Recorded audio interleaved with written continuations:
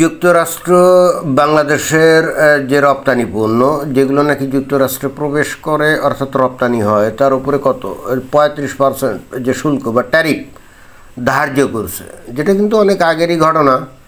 তো তারপরও ওই যে 90 দিন সময় দিচ্ছিল এবং সেই ক্ষেত্রে বাংলাদেশের যারা নাকি এ বিষয়ে কথা বলবে বা আমেরিকার প্রশাসনের সাথে কথা বললে এইটাকে একটু কমিয়ে টমিয়ে আনবে বা মোটামুটি ভালো মতো কমিয়ে আনবে যাতে করে বাংলাদেশের সুবিধা হয়।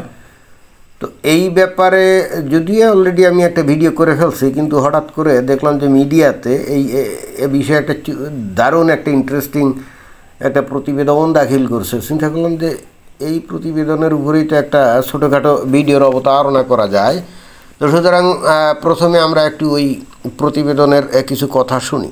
আমরা 3 মাসের মতো সময় পেয়েছি এই আমদানির উপর শুল্কটি নেগোশিয়েট করার জন্য, কিন্তু তারপরও আসলে 35% শুল্ক আরোপ করা হয়েছে। এক্ষেত্রে আপনি কি বলবেন?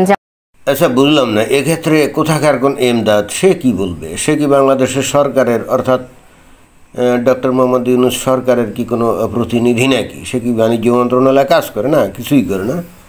তো তার বক্তব্যের এখানে কি আছে? অঘোষিত বাণিজ্য নীতির আওতায় বিশ্বের অন্যান্য দেশের সাথে বাংলাদেশেও গত 3 এপ্রিল যে বাড়তি শুল্ক আরোপ করা হয়, যেটাকে রেসিপ্রোকাল শুল্ক বলা হচ্ছে, এরপরে এই বিষয়ে নেগোসিয়েশন অর্থাৎ চুক্তি স্বাক্ষরের জন্য সমঝোতার জন্য বাংলাদেশ 3 মাস সময় পেয়েছিল। হ্যাঁ, পৃথিবীর অনেক দেশের উপরে এই শুল্ক আরোপ করেছিল, বিভিন্ন দেশে বিভিন্ন রকম। কিন্তু ডোনাল্ড ট্রাম্প আবার সময়ও দিয়েছিল 90 দিন, যে এর মধ্যে পৃথিবীর বিভিন্ন দেশ যদি আমেরিকান প্রশাসনের সাথে কথাটা বলে মোটামুটি একটা কনক্লুশনে যায় শোকে, অর্থাৎ 3 মাস সময় দিয়েছিল, 90 দিন। হ্যাঁ, তো তুমি কি বলতে চাচ্ছ? কি বাংলাদেশের যে সরকার তারা কি এই 90 দিনে আমেরিকান প্রশাসনের সাথে কোনো যোগাযোগটা করে নাই নাকি? 3 এপ্রিল যখন প্রথমবারের মতো এই ঘোষণা এলো মার্কিন প্রশাসনের পক্ষ থেকে, তখন আমরা খানিকটা দেখেছি যে তড়িঘড়ি করে প্রধান উপদেষ্টা ডক্টর মোহাম্মদ ইউনূস তড়িঘড়ি করে ডক্টর মোহাম্মদ ইউনূস কি করলেন? সংশ্লিষ্ট মন্ত্রণালয়ের শীর্ষ কর্মকর্তা সেই সাথে কিছু অংশীজনদের নিয়ে একটা বৈঠক করলেন। বৈঠকে সিদ্ধান্ত গৃহীত হলো যে প্রধান উপদেষ্টা ট্রাম্পের সাথে কথা বলবেন। পরে আমরা দেখলাম 7 এপ্রিল তিনি সরাসরি ট্রাম্পকে একটা চিঠি লিখলেন। হ্যাঁ, এটা তো আমরা জানি যে তখন ডক্টর মোহাম্মদ ইউনূস ট্রাম্পকে একটা চিঠি লিখছিলেন এবং আমরা তো ভাবছিলাম যে ওই চিঠি এনাফ। অর্থাৎ এরপরে ডক্টর মোহাম্মদ ইউনূসের ভয়ে হয়তো বা অথবা তার ব্যক্তিত্বের কারণে ডোনাল্ড ট্রাম্প নিশ্চয়ই কাছুমাছু হয়ে যাবে এবং বাংলাদেশের ওপর যে ধার্যকৃত উচ্চ যে ট্যারিফ তখন ছিল কত 45%, তো এইটা তুলে নিবে এটাই তো আমরা ভাবছিলাম। কারণ ডক্টর মোহাম্মদ ইউনূস হলো আন্তর্জাতিক খেলোয়াড়, তাই না? আর এই ডোনাল্ড ট্রাম্প কি আন্তর্জাতিক খেলোয়াড় নাকি? সে তো খালি আমেরিকাকে নিয়েই ভাবে। তো সেই হেতু আমরা তো এটাই মনে করছিলাম যে চিঠি পাওয়া মাত্রই ডোনাল্ড ট্রাম্প একটা তাড়াতাড়ি হয়তো এমনও বলতে পারে যে ডক্টর মোহাম্মদ ইউনূসকে বলবে, বস যা করছি ভুল করে ফেলছি, তো ঠিক আছে ট্যারিফ তুলে নিচ্ছি। তো এখন ডোনাল্ড ট্রাম্প কি চিঠিকে পাত্তা দেয় নাই নাকি? ঘটনা কি?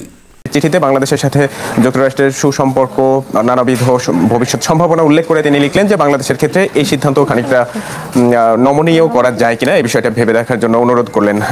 ডক্টর মোহাম্মদ ইউনূসের মতো একজন ব্যক্তিত্ব, আন্তর্জাতিক খেলোয়াড়, তাই না, ইন্টারন্যাশনাল প্লেয়ার, একজন নোবেল লরিয়েট, সারা দুনিয়া যাকে সম্মান সমীহ করে, তো ওই ব্যক্তি একখান চিঠি ডোনাল্ড ট্রাম্পকে দিল। ডোনাল্ড ট্রাম্প কি ওই রকমভাবে আন্তর্জাতিক কোনো খেলোয়াড় নাকি? বা সারা দুনিয়ার মানুষ কি তাকে সম্মান সমীহ করে নাকি? না, কিছুই করে না। তো ডক্টর মোহাম্মদ ইউনূসের চিঠি পাওয়ার পর ডোনাল্ড ট্রাম্প কি করছে? মানে এগুলো কি পাত্তা দেয় নাই নাকি? ঘটনা কি?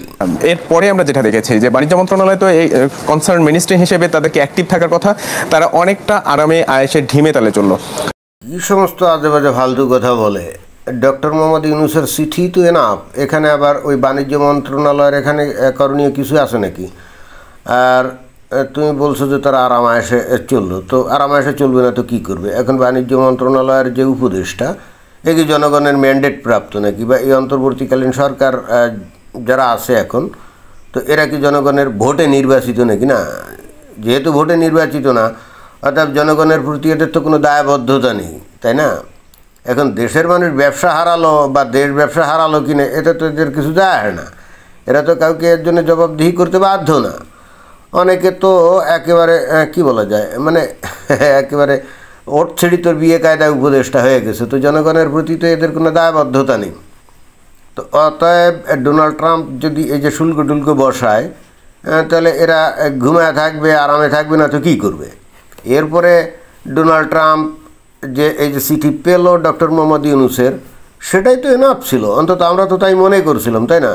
তো ডক্টর মোহাম্মদ ইউনূসের চিঠির চাইতে কি এই বাণিজ্য মন্ত্রণালয়ের লোকজনের কোনো পদক্ষেপ এটা কি খুব গুরুত্বপূর্ণ হতো নাকি? না, মোটেও হতো না। তো সেই হেতু তারা চিন্তা করলো তাদের দায়িত্ব তো নাই, ডক্টর মোহাম্মদ ইউনূসই তো যা করার করে ফেলছে, এবং সবাই আশা করলো যে ডক্টর মোহাম্মদ ইউনূসের চিঠি এনাফ, এখানে অতিরিক্ত আর কোনো দৌড়াদৌড়ি করার কোনো কিছু দরকার নেই, এবং এটা করা উচিত না, কারণ অতিরিক্ত দৌড়াদৌড়ি করলে তখন ডক্টর মোহাম্মদ ইউনূসের চিঠির যে কোনো মূল্য নাই, এবং ওইটা যে আসলে ডোনাল্ড ট্রাম্প যে ওইটাকে একটা ফালতু কাগজের মতো ডাস্টবিনে ছুঁড়ে ফেলে দিবে, এটাই তো প্রতীয়মান হতো। এখন যারা বাণিজ্য মন্ত্রণালয়ে আছে তারা কি ডক্টর মোহাম্মদ ইউনূসকে অসম্মান করবে? তা তো করতে পারে না। অথচ এই মানে উটকো সাংবাদিক আউল ফাউল কথাবার্তা এই যে বলে যাচ্ছে, আমি জানি না কোথা থেকে বলছে, নিশ্চয়ই বাংলাদেশ থেকে না। বাংলাদেশে বসে এই কথা বললে এতক্ষণ কল্লা জায়গা মতো থাকতো কিনা সেটাই তো যথেষ্ট সন্দেহ, তাই না? তো দেখি তারপরে কি বলে। এরপরে যেটা দরকার ছিল যে কনসার্ন অর্থনীতিবিদ, বিশ্লেষক যারা যুক্তরাষ্ট্রের বাজারে পণ্য রপ্তানি করেন এই অংশীজনদের সাথে দফায় দফায় বৈঠক করে পরবর্তী করণীয় কী করার দরকার, বাণিজ্য মন্ত্রণালয় এই ক্ষেত্রে খুবই কচ্ছপের গতিতে হেঁটেছে। এতক্ষণ বাদে আমি নিশ্চিত হলাম যে এই ছেলেটা, অর্থাৎ যে নাকি এই যে প্রতিবেদন দাখিল করেছে, নিশ্চিতভাবে আমেরিকা থেকে বলছে, অর্থাৎ নিরাপদ দূরত্ব থেকে বলছে। তা না হলে এই যে বর্তমান সরকারের কর্মকাণ্ডের সমালোচনা করে এত বড় দুঃসাহস তার হয় কী করে? বাংলাদেশের যারা নাকি ব্যবসা বাণিজ্য করে এবং বাণিজ্য মন্ত্রণালয়, তারা নাকি কচ্ছপের গতিতে হেঁটেছে। আরে বাবা, কচ্ছপের গতিতে হাঁটবে না তো কী করবে? ডক্টর মোহাম্মদ ইউনূসের সিটির পরে এদের তো আর করণীয় কিছু ছিল না, কিন্তু এর কোনো কাণ্ডজ্ঞান নাই। হ্যাঁ, তো তারপরেও দেখি শুনি কি বলতে চাচ্ছে। বাণিজ্য মন্ত্রণালয়ের ধারণা ছিল প্রধান উপদেষ্টা ট্রাম্প প্রশাসনকে চিঠি লিখেছেন, প্রধান উপদেষ্টার আন্তর্জাতিক যোগাযোগটা অনেকটাই উচ্চ মাত্রায়, তো এই দিক থেকে হয়তো বাংলাদেশ খানিকটা ছাড় পাবে।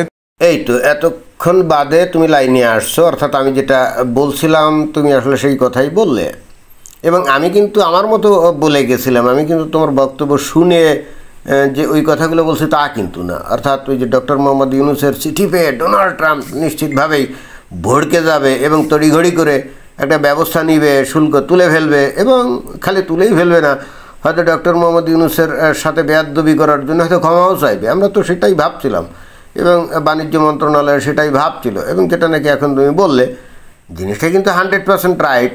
এবং বস্তুত ডক্টর মোহাম্মদ ইউনূস সাহেবকে অপমান যাতে না করতে হয় বা অপমানিত যাতে না হয়, এই জন্যই বাণিজ্য মন্ত্রণালয় এটা নিয়ে কোনো কাজ কারবার কিছু করে নাই। কারণ ডক্টর মোহাম্মদ ইউনূসের চিঠির পরে যদি আবার তারা দৌড়াদৌড়ি করে, তারা যদি আবার ছুটাছুটি করে, এর কাছে যায় ওর কাছে যায়, তাহলে এটা কি প্রতীয়মান হয় না যে ডক্টর মোহাম্মদের চিঠি আদৌ এটা গুরুত্বহীন একটা বিষয়?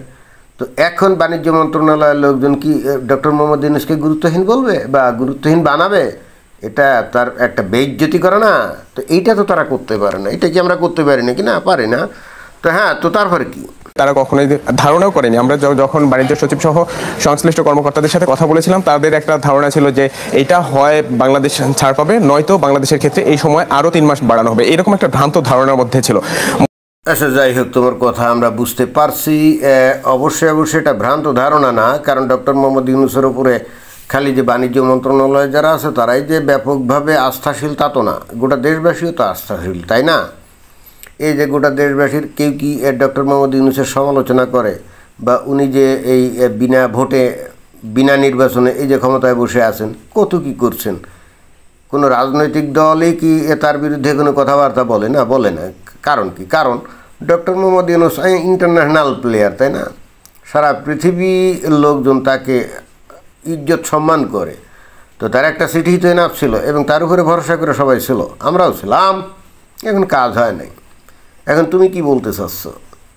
তুমি কি বলতে চাচ্ছ আসলে সেটাই তো বুঝছি না। তো যাই হোক, আসল ঘটনা হচ্ছে এই, অন্তত এইখানে খুব ইন্টারেস্টিং ব্যাপার, যেটা আমি আমার আগের ভিডিওতে বলেছি, আমার ধারণা যে আমেরিকার যেহেতু কিছু ইন্টারেস্ট আছে বাংলাদেশে, যে করিডোর ইত্যাদি, আরাকান আর্মি তাদেরকে সাহায্য সহযোগিতা করা ইত্যাদি, এবং এখানে একটা আঞ্চলিক হয়তো তারা একটা ঘাঁটি টাটি করবে। তো দেখেন যে ডক্টর মোহাম্মদ ইউনূস সম্ভবত ক্ষমতায় বসেছেন এই সমস্ত মিশন আমেরিকার বাস্তবায়নের জন্য। 11 মাস পার হয়ে গেছে, এটা কি বাস্তবায়ন হয়েছে না, বরং উল্টে সেনাবাহিনী সহ বাংলাদেশের লোকজন এই ধরনের আমেরিকার যে মিশনের এগেনস্টে অবস্থান নিয়েছে। আর ওদিকে ডক্টর মোহাম্মদ ইউনূস এ ব্যাপারে কোনো সাহায্য সহযোগিতা বা আমেরিকার যে মিশন বাস্তবায়নের ব্যাপারে কোনো পদক্ষেপ গ্রহণ করেননি। তো তাহলে আমেরিকার কাছে ডক্টর মোহাম্মদ ইউনূসের দাম তো এখন ফুটে পয়সাও না, এটাই তো স্বাভাবিক নাকি?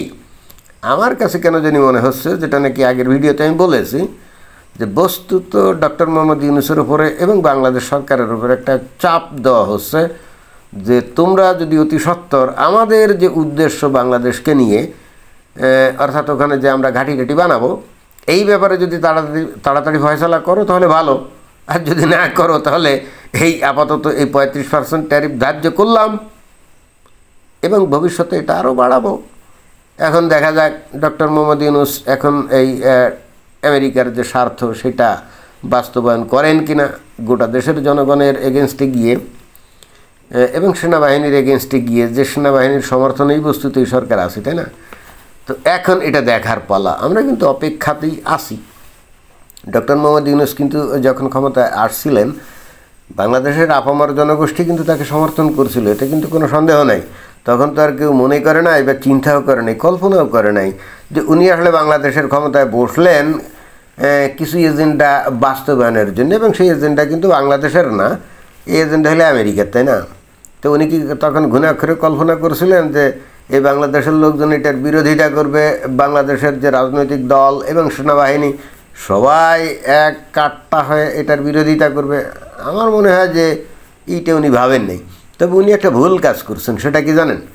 সেটা হলো যে আমেরিকার যদি এই ধরনের কোনো ইন্টারেস্ট থেকে থাকে, আমরা আসলে জানি না, এটা তো আসলে শুনি যে আমেরিকার নাকি কিছু কিছু ইন্টারেস্ট আছে, মিশন আছে, যে করিডোর নিবে, তারপরে ঘাঁটি বানাবে, হয় সেন্ট মার্টিনে নইলে আরাকানে, এরকম। এগুলো তো আমরা শুনি। বাস্তবে কি আসলে এই ধরনের আমেরিকার কোনো প্ল্যান প্রোগ্রাম আছে কি না আমরা তো নিশ্চিতও না। এগুলো নানাজনে নানাভাবে ব্যাখ্যা করে আর কি। এখন কথা হচ্ছে যে এখন ডক্টর মোহাম্মদ ইউনূস তো এই ব্যাপারে কোনো পদক্ষেপই গ্রহণ করেন নাই, যেটা নাকি উনি ভুল করেছিলেন। সেটা হলো উনি 5 আগস্ট তো ক্ষমতায় না, 8 আগস্টে ক্ষমতায় বসছিলেন, তাই না? তার 1-2 মাসের মধ্যে যদি ধুমধুম করে আমেরিকার এই বিষয়গুলো বাস্তবায়ন করে ফেলতেন না, তখন দেশের মানুষ বা সেনাবাহিনী কোনো কিছুই বলতে পারতো না। আমার কাছে এটাই মনে হয়। এখন যেহেতু অলরেডি 11 মাস চলে গেছে, এবং যখন 7-8 মাস অলরেডি চলে গেছিলো, তখন থেকে তো এই বিষয়গুলো আমাদের নজরে আসে, তাই না? তো তখন তো অলরেডি বাংলাদেশের মানুষ আস্তে আস্তে এই ডক্টর মোহাম্মদ ইউনূসের প্রতি তাদের যে বীতশ্রদ্ধা ভাব বা সমর্থন যেটা ছিল, এগুলো আস্তে আস্তে তাদের সমর্থন যে এখন নাই, সেটাই কিন্তু প্রকাশ হতে শুরু করে। এবং এখন যদি বাংলাদেশে একটা গণভোট হয়, আমি নিশ্চিত বলতে পারি যারা নাকি ডক্টর মোহাম্মদ ইউনূসকে ক্ষমতায় চায়, এই ধরনের লোকজন বাংলাদেশে হার্ডলি 10%, আমার মনে হয় যে তাও হবে বলে মনে হয় না। যেহেতু কোনো ইলেকশন হয়নি, হচ্ছে না, এই হেতু অনেকটা কি বলা যায়, অনুরোধে ডেকে গেলার মতো বাংলাদেশের জনগণ এবং রাজনৈতিক দলগুলো এই ডক্টর মোহাম্মদ ইউনূসকে ক্ষমতায় মেনে নিচ্ছে। তার কারণ হচ্ছে যে গত 11 মাসে এই ডক্টর মোহাম্মদ ইউনূস তার ক্যারিশমা বাংলাদেশে অন্তত দেখাতে পারেন না এমন কিছুও, যাতে করে দেশের মানুষ আশ্বস্ত হতে পারে যে তার দ্বারা আসলেই বাংলাদেশের কোনো কিছু হতে পারে। বিষয়টা হচ্ছেই এখন দেখা যাক, আমেরিকা তো এই শুল্ক দিয়ে একটা প্রেশার ক্রিয়েট করলো। এখন ডক্টর মোহাম্মদ ইউনূস কী করেন? যদি অতি সত্বর আমেরিকার সেই এজেন্ডা উনি বাস্তবায়ন না করেন, তাহলে কিন্তু অতীতে আমরা বিভিন্ন দেশের ক্ষেত্রে দেখছি আমেরিকা কিন্তু কি করে, ওই দেশের যে সরকার থাকে, সরকার প্রধান থাকে, তাকে কিন্তু কলার ছোবড়ার মতো ছুঁড়ে ফেলে দেয়। শেখ হাসিনার মতো জাদ্রেল একজন শাসক, তিনিও কিন্তু এই একই রকম অবস্থার শিকার নাকি। এবং পৃথিবীর বিভিন্ন দেশেও যে অনেকে এই শিকার হয়েছেন সেটা তোর বলাই বাহুল্য, অনেকেই সেটা জানে। তো ঠিক আছে, ভালো কথা, আমরা দেখি ডক্টর মোহাম্মদ ইউনূস এখন কী করেন। ধন্যবাদ।